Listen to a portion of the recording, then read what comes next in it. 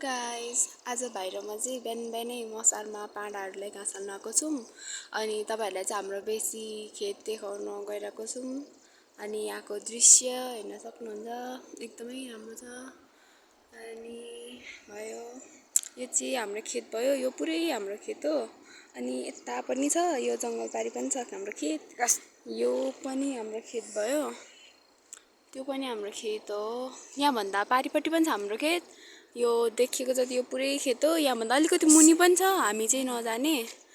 अनि हामी पाडाले घाँस हाल्न आएको नि त, मम्मीले छिट्टो आइज भन्नुभएको छ, त्यही भएर हामी छिटो जानुपर्छ। अनि यहाँभन्दा पारिपट्टि पनि छ हाम्रो खेत, हामी चाहिँ त्यो घरमा आएको पाडाले घाँस हाल्नु। हाम्रो पाडा चाहिँ त्यहाँ छ। अनि त्यहाँनिर त्यस्तो भयो। अनि यस्तो छ यहाँको भ्यू, एकदमै राम्रो छ। यहाँबाट जानै मन लाग्दैन आएपछि। यो चाहिँ ढुङ्गा, त्यो पात। अनि चाहिँ पानी परेर पुरै धानहरू लडाएको छ। पहिलाको जस्तो धान राम्रो पनि फलेको छैन, सबतिर धान लडाएको छ। तर यहाँ चाहिँ हल्का लडाएको रहेनछ, तर यो पारिपट्टि देखेको खेतमा चाहिँ पुरै लडाएको छ के धान। राम्रो धान फल्ने नै छैन यसचोटि। सबै किसानहरूलाई घाटा लाग्छ जस्तो लाग्छ मेरो विचारमा चाहिँ। आज चाहिँ दिन उग्रेको छ, आज पूर्णेको दिनमा चाहिँ दसैँको चाहिँ अब माथि पाडा भाटामा जानु लागेको। सर्प आउँछ भने डर लाग्छ।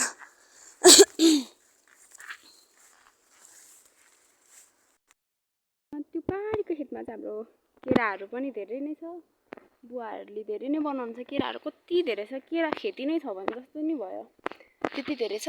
अनि फलफुलहरू पनि बुवाले टन्नै लानुभएको छ हाम्रो हजुरबाले चाहिँ। यो चाहिँ किम्बु भन्छ यसलाई, यो चाहिँ किम्बु भयो। त्यहाँ निबुवा फलिरहेको छ। यो सुन्तला काँक्रा छ, काँक्राको बोट चाहिँ सुकिसकेछ, तर धेरै थियो काँक्रा। यो चाहिँ उ भयो।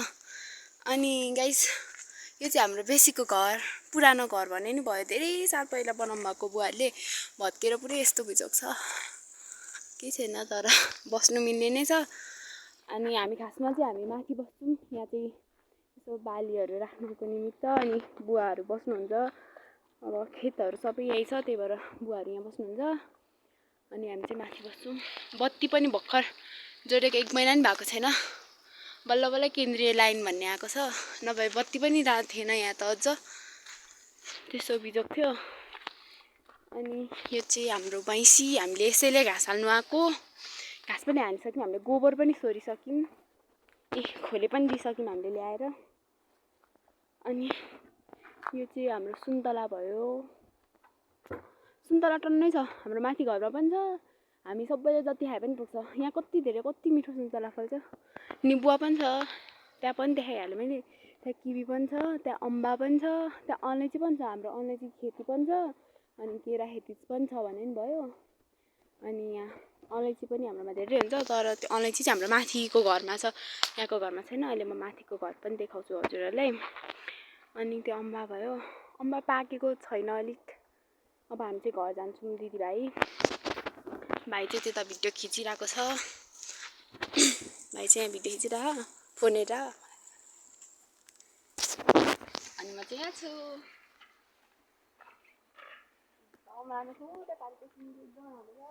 त्यहाँको अनि त्यहाँ परको मैले अघि देखाएको थिएँ।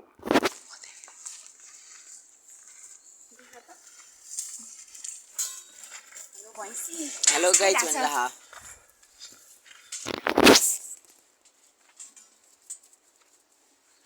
सीन है,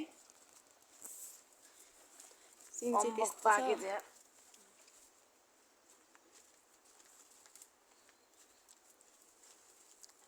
अब चाहिँ हामी घर जाने, घर जामै छ।